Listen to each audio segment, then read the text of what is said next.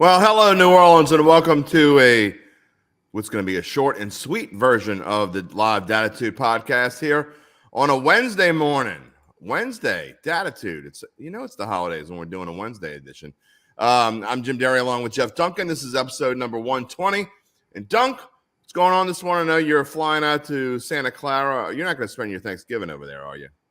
No, I'm actually going to be here. I was planning to spend Thanksgiving out there in the Bay Area, but now I'll be here leaving early Friday morning. So okay, well, good for you. Yeah, it'd be good to get here. Although it's been warmer in San Francisco than it has been here for the past week. It's crazy. I mean, the weather here is nuts, and obviously, you start when you get to be our age, you start feeling it a little bit more. So to feel it in November, I don't know. It's crazy. It'll be an interesting game out there. All right, let's get right to it. Saints Niners, Dunk. We're not going to give our predictions. That's the last thing we do on our show each week, so we're not going to give it too much away. I think you'll probably figure out as we go along here, but not a really good matchup for the Saints. Dunk, you're talking about the number one defense in the NFL, number one overall defense, number one in rushing defense. So I think a lot's going to be on Andy Dalton's shoulders this weekend. That's a perfect way to kind of get into this game. I think it's a bad matchup in a lot of ways. The Saints are a run-first team. That's really their bread and butter. And no one's been able to run the ball on this 49ers front. And that's going to force Dalton and that passing attack to make hay. And that seems fraught with peril with the offensive line issues. Now, we'll know a lot more, JD, later today and the days ahead with the availability of some of the offensive linemen. I think Andres Pete will probably be back. I mean, he was an emergency player last week, but he was fully dressed for the game. So I would think that would be promising for his chances to play, and that will help a lot because they're going to need everybody up front with Nick Bosa, and they're talking about maybe Armstead coming back this week. This is just a really good defensive front, well coached, and the Saints are going to have their hands full. Welcome in. Comments and questions this morning in the Live Dattitude podcast. If you are watching on Facebook or YouTube, you can leave your comments or questions right there in the section. If you're watching on Twitter, you're going to have to email. Not email me. You can email me at jderry@theadvocate.com if you like. I have my email up, but it's probably easier to tweet at me at Jim Derry Jr. on Twitter. At Jeff_Duncan is Duncan's address. But it's Dunk, it's just a time where this, we talk about the matchups. It's not just the matchups. It's the fact that, we've seen one good week from this offense. Does that mean they can continue to do that sort of thing? Yeah, that's a good point. I mean, we've been here before, right? After the Raiders game, and then things fell off pretty quickly. They're going to have to play very clean. I thought that was one of the real promising signs of the Rams game was very few penalties, very few mistakes, few mental errors on both sides of the ball. It's going to take that kind of performance. They cannot shoot themselves in the foot against the Niners. I mean, the one thing about the Niners defense, as good as it is, as sound as it is, they don't force a lot of turnovers either. So that's good for the Saints. They cannot afford that going here. And, they're going to have to somehow generate some points in other ways, I think, either field position battle, get into a short game. I think the blueprint might be what the Chargers did a couple weeks ago when they went to San Francisco or Santa Clara and played them all the way down to the fourth quarter. They still lost, but they were in the game, actually leading a lot of the game. And it was almost like a old basketball philosophy where you shorten the game, keep the ball away. I think the Saints are going to have to do that to be in this one. If they are in this one, obviously they're going to have to rely on their defense. And we've seen the defense at times play really well, but at other times just kind of not show up. Especially, last week was a perfect, I know they were playing the Rams and they didn't need Cam Jordan and all those things, but, I thought the defense played outstanding last week. And I know it was against a banged up Matthew Stafford and then a backup quarterback, so you can't put too much stock into it. But just the way they were playing and the chemistry and, getting excited about the game and being there, it was since the Raiders game, I hadn't seen that. And really only a few times all year. I could not agree more. I mean, you can tell early on, like almost the first series, whether the defense is going to be into it or not. And you could see right away when they got that first stop. I think it was Paulson Adebo made a big play Right. on third down, and you could see the energy and enthusiasm. That's what it's going to take. I don't know where it's been. It's kind of come and gone this season, but the Saints have to play at a high level. Now, I'd heard earlier this week, and again, we'll know more today, but I heard some positive news about Marshawn Lattimore too. Now, I don't know if it's going to manifest itself into him getting on the field, but I have heard some positive things about him. That would be huge. Well, it's too late to put him on IR anyway. So right. What worries me if I'm a Saints fan in this game is just the amount of offensive weaponry the 49ers have now. I mean, they are stacked. They attack you in so many different ways offensively, and their offensive line has been very good at protecting Garoppolo, which is kind of the key. If you can get after him, move him around, he can make mistakes, but they've been so solid up front, he's been able to perform at a very high level. And all he does is get the ball out in space to these incredible athletes. They have Deebo Samuel. Now they have Christian McCaffrey, Elijah Mitchell, running back from Louisiana, who they're very, very high on. We know about George Kittle. The Saints have seen George Kittle, what he can do. And Brandon Ayuk has come on. I mean, they have a weaponry that the Saints have proven to struggle against, and that is getting the ball to guys in open space. And can the Saints come up and tackle them? And they didn't do that against the Steelers, 14 missed tackles. And I guarantee you that's what Kyle Shanahan sees on tape and is going to attack the Saints that way.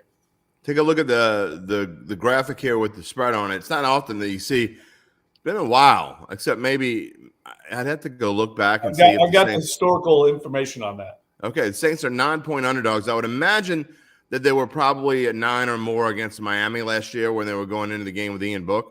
But other than that, I don't know. I mean, you'll have to tell me. I have not done my research. Two times they've been big. Go ahead. Yeah, the only two times in the Peyton Breeze era was last year in Tampa, which they won the game outright. I think they were like 11-point underdogs in that game.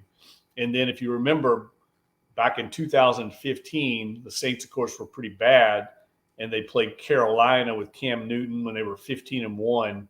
And they were about, I think, 9.5 or 10-point underdogs. That's the only times in the entire last 17 years that they've been this big underdog.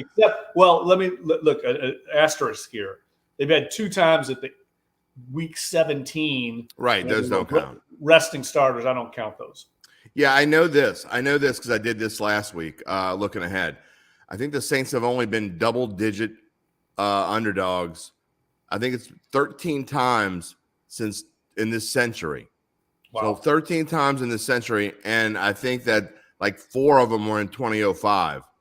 Yeah. When they had all the Katrina issues. So, I mean, you think about that. It's kind of amazing. It's way less than one a year. I mean, it's rare that the Saints are this big of an underdog. And the money line, this has grown, by the way. The Saints were plus 300. Yeah, I didn't even notice this, but the Saints were plus, I think, 300 or 310 when I went to bed, which was really early this morning. And now they're plus 345. So they haven't upped the line, but they've upped the money line, which means Vegas gives the Saints almost no shot to win this game.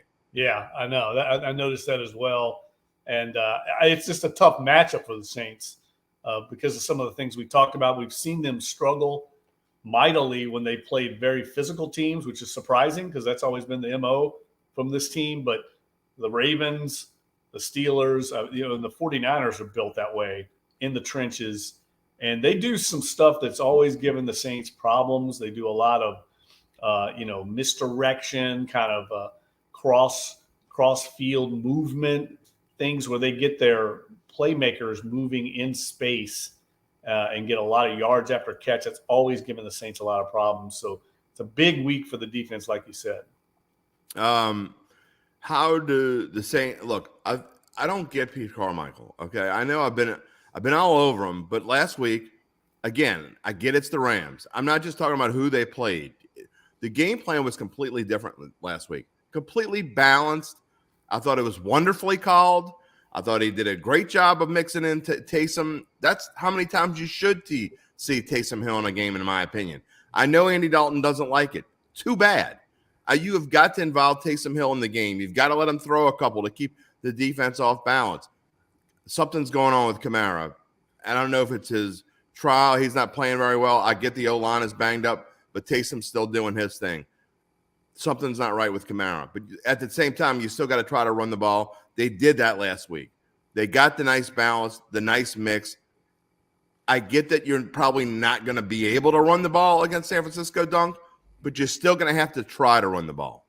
And I think they got to try with Taysom Hill. I mean, the one thing I agree the quarterback gives you in that package is it gives you a numbers advantage. That's why Sean Payton, if you heard his comments this past week, he made a great point. I mean, Taysom Hill is much more effective when he's lined up at quarterback than he is at tight end because it gives you a numbers advantage. That's the whole point of having the quarterback run. And we saw that last week when they tried to run Kamara just out of traditional runs. Didn't work very well. Rams are pretty good up front, and they struggled to run. But when they got Hill in there, things opened up because that numbers game, and he was able to get the ball to Kamara a few times for nice gains when he's at quarterback. So I think that's kind of the secret sauce going forward for this team. But part of the problem, and Pete Carmichael's talked about this, and I don't know if it's just a convenient excuse or not, but part of the problem is they've been falling behind. And when they fall behind, they don't lean on the run as much. And, Dennis Allen talked about that on his coach's show this week. They were able to play with the lead. And when they're able to do that, obviously everything opens up. Yeah, but their idea of falling behind is what, 13-10? They completely abandoned the run against Pittsburgh.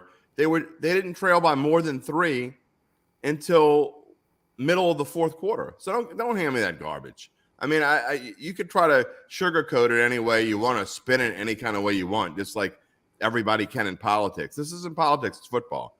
We could see stats and we could see numbers. And if you weren't trailing by that much to abandon the run, and they do that often. It's not just that game. I mean, I get the Arizona game; you had to throw it 47 times or whatever. That game, you did have to throw it. You did what you had to do. But for the most part, when they're trailing, they're not trailing by a whole bunch. They're never really out of games. Right. But so to abandon the run, it's just crazy. Charles Broome, it didn't look good when the Cincinnati moved the ball up and down the field pretty much at will against Pittsburgh's defense a week later. I have to say that. There's no doubt about that. Charles Broome, kind of on what we were saying. In fact, he typed it in as we were talking about it. Good to see the Saints being more creative on offense in their use of Taysom Hill. Probably a lost season, so may as well do some experimenting. If nothing else, Taysom provides high entertainment value, and his obvious enthusiasm for the game is great to watch. If this comment would have come through, I don't know, 4 or 5 weeks ago, I would have said, no way, no how. But you know what? At this point, I'm not opposed to seeing kind of a mix. See Taysom even in there even more. I don't think Taysom Hill, first of all, I know he's never going to be a starting quarterback in this league. He's 32 years old. You don't become a starting quarterback in the NFL at 32. You just don't. And I think that the role that they use him in, when they use him properly, is fantastic because teams don't, even the good teams, they don't really know how to defend in the long run is going to do damage. But at this point of the year, I kind of agree. Make it entertaining. And if you find a way to get yourself back in it, if you win one of these next 2 games against either San Francisco or Tampa Bay and really do get yourself in it, who knows? I mean, why not see more Taysom? Well, they got to win one of these next 2 games. I mean, 100%. They have to get to 9 losses and think you're going to pull it out. But I do agree with you. I thought he was more creative offensively. Look, even one of the plays that didn't work. Remember the pass that Taysom threw in the corner of the end zone to Jarvis Landry. He couldn't get his hand on the seams of the ball, and that caused a little bit of a timing delay for him to get the ball out. But that was the exact play the Ravens used with Lamar Jackson to score on against the Saints, almost the exact same spot on the field. So I thought a nice little theft of intellectual property by Pete Carmichael to steal that exact play. And it was there. It just the timing got off.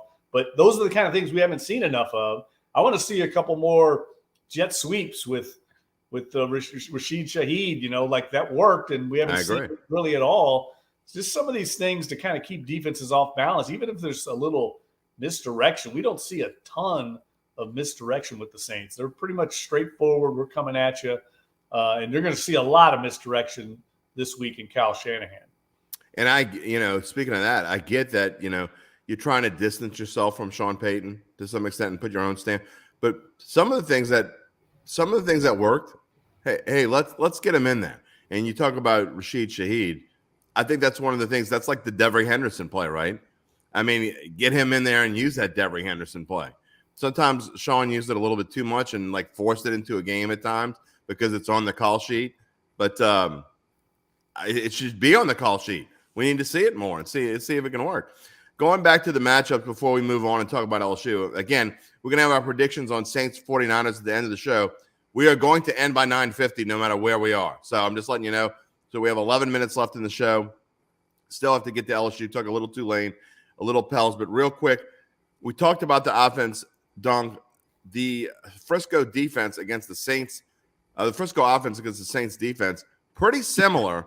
Now, this rushing offensive number, ranked 12th, is a little bit skewed because they've had Christian McCaffrey now for 4 weeks. He obviously feels completely comfortable.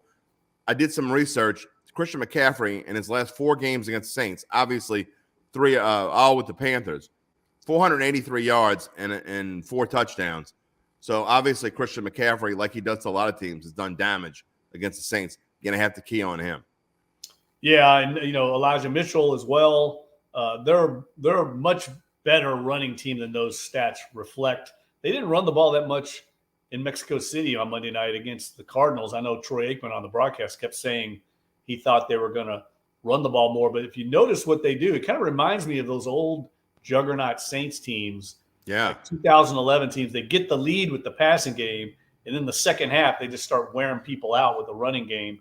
That's kind of what they did to Arizona. They started running in the second half, get that defense worn down, and they're very capable of that. I saw a stat the other day, I think it was yesterday, their offensive line with, I think, 4 of their starting 5 offensive linemen haven't given up a sack all year. Trent Williams, Necker. So this is going to be a tough matchup in a lot of ways. Trent Williams is the best left tackle in football, in my opinion. Yeah, he's a monster. You can't you're just not going to get past him. Which, before we move on to LSU, real quick, are we going to see Trevor Penning this week? No, I'll be surprised if he gets back. I don't even know if he's in football shape yet. Might be another week or so. I think they have to take him off by a certain amount of time, right? Right. Yeah, I think Cam Jordan's got a chance to play, which will be big. They could use him in the run defense, and he's played against the Niners a lot. He's one of the few guys that was there on that 2011 team. Might be the only one that played. Mark Ingram probably as well in that classic game. Let's not bring that game up. Jimmy Graham scored a touchdown. Game I've over. Covered. Great, by far the best game I've ever covered during my Saints tenure. There could be a point made that it's certainly the most exciting game in Saints history because it was back and forth, and it kind of reminds you a little bit of the Chiefs and Bills last year, right? Yep. I mean, for those, you'd have to be, I guess, over the age of 26, 27 to really remember Saints Niners in 2011 to really remember it. But it was one of those games where the Saints thought they had one. Jimmy Graham goes off on the touchdown, and then Alex Smith drives him right down the field. And I don't know, when I saw Roman Harper where he was standing on that last play, Vernon Davis, you kind of knew it was coming. But people also forget, Jim, just recently they played an epic game in the Dome that the Niners won 48-46. Yeah, Jimmy Garoppolo. The George Kittle play at the end on Marcus Williams where he stiff-armed him. Yeah, Jimmy G threw 4 touchdown passes in that game. Yes, that was an epic game between 2 really good teams. This one won't be like that. I don't think so either, but it just shows you the great – and look, you're an old-school Saints fan. People don't realize, this has been an incredible rivalry. It has been. Unbelievable games, back and forth. And the Saints have really held their own the last 20 years or so. They've basically had a winning record in the series. But the old school Saints fans remember when it was much more frustrating. Yeah, I write a trends column every week, and everything you could possibly imagine in there, right? Who the officials are, what the records are with against those, what the Saints' record is against officials, what the other team's record is against the officials, what uniforms they're wearing, all these things. But mainly, it's focused on the history between the team that they're playing that week.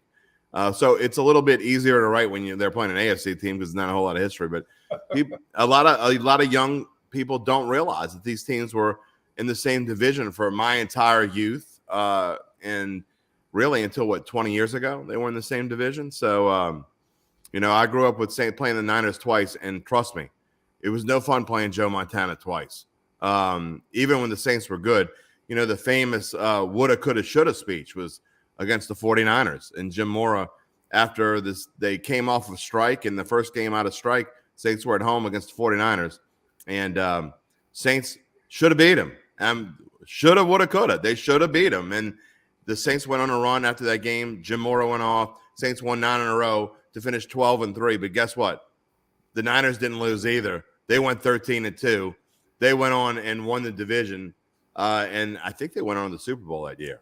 I think the Niners were also the team that handed the Saints their biggest come from behind loss or come from ahead loss. That's right. The Saints led 35-7. Saints led 35-7 at halftime. I used that in the Black and Gold show in an extra point once. And the 49ers came all the way back, tied it 35-all. I think that was 1980 because the Saints went to 0-13. Archie Manning was a quarterback. That's right. The Saints went to 0. It looked like the Saints were going to break that 0. They were 0-12. They were finally going to get off the schneid. And then the 49ers come roaring back with a young Joe Montana at that time. Yep. He had not been to a Super Bowl yet. Throws to Dwight Clark. They tie it up. Ray Wershing kicks a field goal in overtime, 38-35. Nope, 0-13. Now, luckily, they had the Jets on the schedule, so they were able to break the schneid and finish 1-15. But that game was in the Dome, wasn't it? No, that game was in San Francisco. It was okay. Yeah, it was a late afternoon game, just like this is going to be, and it was kind of mushy and nasty. So, yeah. 35-7. I mean, those were back. Uncle Big Nick says he loved those. Those were the Aints days, man. Yeah, you don't remember those days, buddy. You were born in 1980. This game was in 1980, so you were like in a crib somewhere. Don't hand me that crap. All right, we've got to move on, and we've only got about 5 or 6 minutes to talk about. I do want to talk about if I can get my mouse to work correctly here. Talk about the LSU Tigers real quickly. Texas A&M Dunk. We talk about spots where LSU kind of trap spots. It's another one, but LSU keeps winning those trap games. Credit to Brian Kelly and his staff. Yes. They have this team with the right mindset. Like we said the last 2 weeks, tough games, but you could see early on that LSU was dialed in, and they may not cover the spread at Arkansas, but they were going to win the game. And that's really hard to do in college football with young kids, 18, 19-year-olds. They're prone to having their heads in the cloud. And I think this team is really focused right now. I think they've got a lot of momentum in the program. I think they're confident on both sides of the ball with what they're doing, and it shows in how they're playing. I think they win the game, but I'm not sure spread-wise. What's the spread? 9. I don't know if I would want to lay those, but yeah. I definitely think LSU takes care of business. There's just too much at stake. I agree wholeheartedly. I'm not going to touch the spread with a stick, but I cannot see LSU blowing a chance to get in, at least in the SEC title game. They're going to get in the SEC title game regardless. They're in. But what I'm saying is I can't imagine that they're going to blow a chance to get into the SEC title chance game with a chance at the college football playoffs, which is something that I don't think anyone could have even dreamed of after the loss to Tennessee. It's amazing that the progression of this team from week 1 and losing to Florida State the way they lost to Florida State to improvement, getting your keisters kicked against Tennessee, and then becoming one of the 5 best teams in the country. Well, I think if you'd asked before the season if LSU could make the SEC championship game, people would have laughed at you, right? I think if you would have asked them if they could make a New Year's Day bowl, they would have laughed at you. Right. So, yeah, this has been probably the best college football season we've had here since I've been in New Orleans. I came here in 2000. But the fact that Tulane is playing for something and LSU, both of them top 20 teams, I mean, it's been a remarkable season, and they both came out of nowhere. Tulane was picked 7th in the American Athletic Conference to start the season, and LSU was picked 5th in the SEC West. So and you could have got them at 28-1 to win the SEC West. Wow, 28-1, and they clinched 3 weeks, but 3 weeks left in the season. Yeah, it's amazing. It's a remarkable year. Uncle Big Nick, before we move on, Uncle Big Nick's got a question about LSU. He wants to know, do we give them any shot against Georgia? He thinks they will be competitive. I'll get your opinion first.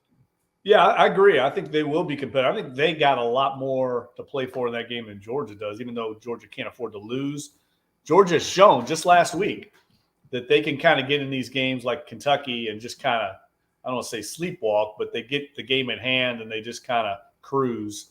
But I can't see them beating Georgia. I just think there's too many factors that favor Georgia in that game. Their quarterback's really good. I think he's very underrated, and their defense will give LSU a lot of problems. I can't see them giving up any running game to LSU in that matchup. I hope I'm wrong, Dunk, but I think they get destroyed. I think that, and when I say destroyed, I mean by three or more touchdowns. I think it's like wow, the spread. Destroyed. The spread is minus 15 or 16 at the moment. I think Georgia covers. I think multiple reasons. As good as Brian Kelly can do, I don't think that this offensive line, which has played much better as the season's going along, can handle Georgia's front. I think that Jaden Daniels is going to have a really tough time trying to find holes against this Georgia defense. And I think Georgia is super motivated because Stetson Bennett and a few other Georgia Bulldogs remember the butt kicking they got by LSU in the 2019 SEC championship game. Trust me, they have not forgotten that. And they're talking about it this week and next week. I don't like LSU's chances. However, that being said, I think that even being in this game is a huge stepping stone. And whatever bowl game they get, I personally think they're going to go to the Sugar Bowl. I think it's going to be LSU Kansas State Sugar Bowl. And I think that, and they can beat Kansas State. Tulane beat them. I'm no offense, Tulane fans, but Tulane beat Kansas State. I think LSU can beat Kansas State. So if LSU were to lose in the SEC championship, no matter how much, and then go to the Sugar Bowl and win the Sugar Bowl and finish 11-3, I think that would be an amazing accomplishment and a great stepping stone to the future for the LSU Tigers. Because I think you're going to see almost all these guys coming back next year. Well, I think we'll know early on in the SEC championship game just by watching Georgia's body language, how they're attacking that game, whether it's good. Because if they do come to make a statement, it could get ugly. I agree with you there. Agree wholeheartedly. All right, we're not going to have time to talk about the Pelicans because we got to wrap up the show, and we're going to wrap up the show with our Saints 49ers pick. If you got a pick, now's the time to leave it in the comment section. You got about 2-3 minutes to do so. Saints are 9-point underdogs. We don't say that very often. 9-point underdogs against the 49ers. What you got? I don't think it's going to be a good outcome. I think everything comes down to the 49ers in this game. If they are ready to play, if they're healthy, coming off this short week down in Mexico City, coming back home, but if they come out with good intentions, I think it's a bad matchup. I think they win pretty handily in this game. The Saints will have their A game. Now, I don't know if it's good enough, but I would take the 49ers in something like a 27-13 victory or something. I can't see the Saints. Did you do copy off my NFL picks column? I think that's the exact score that I had. Serious? I think it is. I don't see the Saints moving the ball consistently against this defense, and things tend to go awry when the Saints play a really good defense. They tend to make mistakes, costly turnovers, and that leads to easy points. This thing could snowball the other way pretty easily. You know how I know this is probably going to be a bad one for the Saints? Our Saints regulars are nowhere to be found this morning. Jerry and a bunch of other people are all with their hoodats and good morning and Saints are going to win and blah, blah, blah. None of them are here. So they probably all watched the game Monday night and were like, wow, this is the team we lost to, and the 49ers are annihilating them in front of our eyes. That was probably pretty sobering for Saints fans. We know you're here, Uncle Big Nick. You're only here because you know that the 49ers have a huge upper hand. Look, I mean, this is not going to be pretty. If I'm wrong, great. I hope I'm wrong. I say it, whatever I pick against the Saints, I tell you I hope I'm wrong. But as Dunk said, and basically what we're talking about the entire show, you're putting this game on Andy Dalton's shoulders. There's no other way this is going to happen. If Andy Dalton plays really well, which I seriously doubt, then the Saints have a chance. If the Saints defense comes out and just stomps the run, which I seriously doubt, the Saints are going to have a chance. But both of those things have to happen. And it's nothing that bad against the Saints. I'm just saying that to me, the 49ers are a team that can win the Super Bowl. I agree. I wrote my column this week saying that. Now's the time to get on the Niners. I already did that like 6-7 weeks ago. They got juicy odds right now to win the Super Bowl. Yeah, and I got them at I forget what it was to even better when you got them. Yeah, I got them to win the division. I got them to win more than 10 wins, which is still a little dicey. And I got them to win the Super Bowl, and I got them to win the NFC. So I just think they're the best team in the NFC. I know the Eagles have one loss, but I still think and the 49ers have 4. But I think that they've come together and they figured it out. Is there a chance? And Uncle Big Nick kind of jokes here. I know he's kidding when he says this. Maybe he's not. Andy Dalton won't make it through this game. If they're down like 17-0 and Andy Dalton's been stinking it up, like I think is going to happen, you think there's any chance they go to Jameis in this game? No. I don't either. I guess if you got, I don't either. Yeah, I think they pretty much said, and look, it validated last week the way Dalton played against a really bad football team. By the way, all the Andy Dalton people came out of the woodwork. They're going to climb right back in those cracks this week. By the way, that's true. And look, the Rams looked like a team. I remember a great quote from Terrell Owens back in 2002 when the Saints. If you remember that, they lost their last 4 games of the year. They had a chance to get into the playoffs, and they lost to all these bad teams. And I'll never forget it. They played the Niners in the last game of the year at the Superdome. They got beat 38-0. I think they were only 2.5-point underdogs in that game. I remember Brian Alley Walsh coming to me going, "Man, what's wrong with the line on this game? We know the Saints are going to get beat." And Terrell Owens after the game said, "Looked like some of those boys on the other sideline had their bags packed for Mexico or something like that."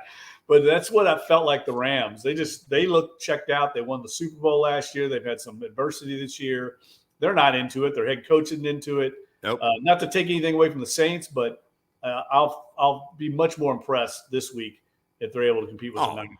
If they even compete, like you said, and I'm not just talking about cover. If they keep this to a 3 or a 5-point game and really play well and play hard, I'll be surprised. I'll give them credit. I'm not going to get on them if they lose in a tight game and they play well. Right. I mean, it is what it is. They're just can't hold up. Barry asks, is Winston still semi-injured? The answer to that, even though they won't tell you, is no. He's not hurt. He's not. They just choose not to play him. We all know that. So don't listen to the hype. All right, Doug, I know you got other things going on this morning. Have safe travels to Santa Clara this weekend and have a wonderful Thanksgiving. We will talk to you a week from Friday before the Saints travel to play the Tampa Bay Buccaneers on a Monday night. You got it, brother. Happy Thanksgiving to everyone out there. We'll talk to y'all next week. Look forward to it. And like Dunk said, everybody have a great Thanksgiving. Don't eat too much turkey. You'll be sleeping before the Vikings-Patriots game starts. Trust me, it's happened to me, about the last 9 years in a row. We'll talk to you next week. No Dattitude on Friday. We will be back on Monday to review the Saints 49ers game. Everybody have a wonderful weekend. We'll talk to you on Monday.